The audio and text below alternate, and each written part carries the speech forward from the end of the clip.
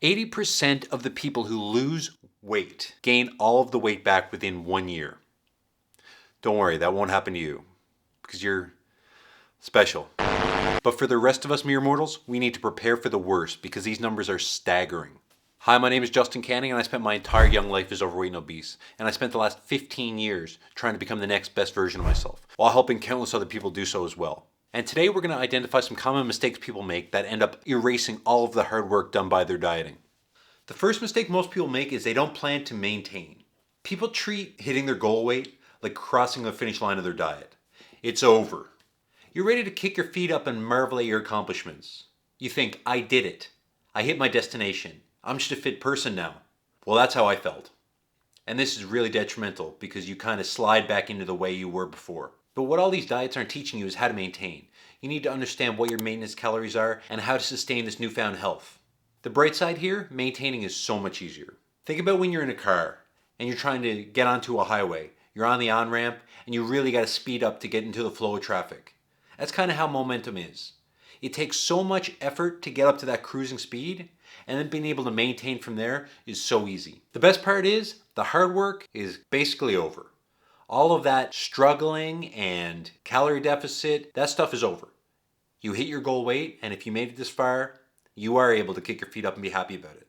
The thing is, you need to understand your maintenance calories and how to stick to this newfound health you have. The easiest way to figure this out is go on to an online calculator and find out your TDEE, your total daily energy expenditure. From here, you can kind of set in your calories and hit cruise control.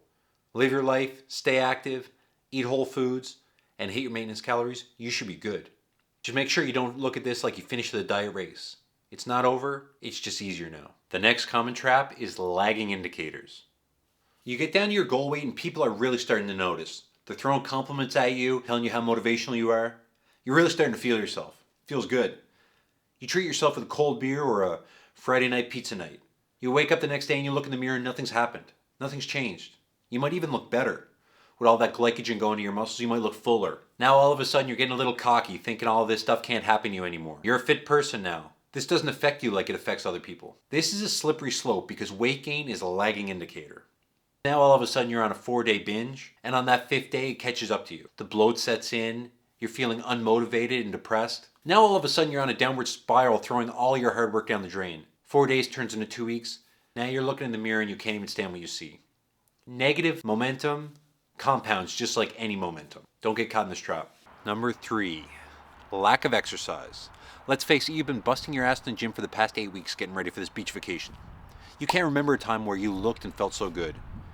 You go on the trip, you don't think about health and fitness at all, you just enjoy your newfound lifestyle. You get back, you don't run back into the gym, you take a couple days off, a few days turns to a week, turns into a month.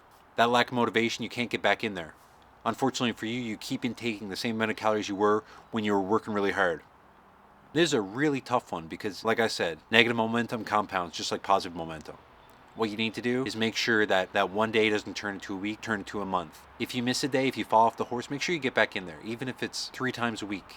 Anytime you're getting in there, getting it for a walk, moving your body, compounds over time. It makes you want to do it more. It makes it easier to do. Don't let all of that hard work you put in go to waste. I know for me, I lost a lot of weight in my first year of university. I came back for the summer, and all I wanted to do was get out and be social.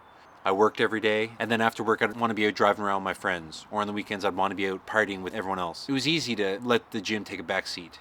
But then you end up drinking your calories, having more sociable foods like chips and finger foods. All of this stuff you don't notice because it's small increments, but it really adds up over time. And if it's easy to say no to the gym for 4 months, a lot can change in those 4 months, especially when you only had 8 weeks to get in shape in the first place.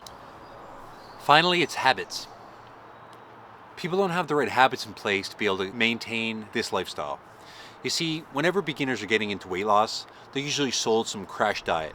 9 out of 10 times, it's a really aggressive diet that makes you be in such a caloric deficit that you're basically starving yourself. Unfortunately for people, being in dramatic caloric deficits work. These are the #1 selling diet plans out there because people want fast results. Unfortunately for those people, 80% like we learned in the beginning, they all succumb to the lifestyles they had before, going right back to where they started from. That's why I believe that people should be making small changes in their life and that are sustainable. Understanding the habits that lead you to eating whole foods and moving your body. It's these habits, these small micro habits that we change over time, that really gets you sustainable results. Now, if you're struggling through some crazy diet plan right now, good for you. It shows you have incredible willpower. Make sure you remember that you have this incredible willpower when you're finished your diet, because all you have to do then is maintain. And having the small habits to maintain, getting rid of drinking your calories, eating fast food, snacking, not knowing your macronutrients, not understanding how many calories you're taking per day. It's these small changes that you need to know to be able to assess your life. Make sure you're making the changes to have a sustainable future, because you don't want to do this yo-yo dieting over and over. You want to do it once and then maintain. It's hard for the brain to understand this a lot of times. I know in my own case, when I got to my goal weight, I wanted to enjoy it. And you don't realize how slowly you creep back up. You look in the mirror one day and you're like, who is this person? If you can maintain these small changes in your life, these micro habits, I guarantee you're going to be in the top 10% of all dieters. You're not going to slide back. You're not going to get into these yo-yo diets where you get really slim and then get really big. It's exhausting. The hard work is done. Let's make sure we're doing the right things to stay there. If you got anything from this video, give it a like. It helps get it out there to other people trying to start their weight loss journeys as well. We'll see you on the next one. You got this.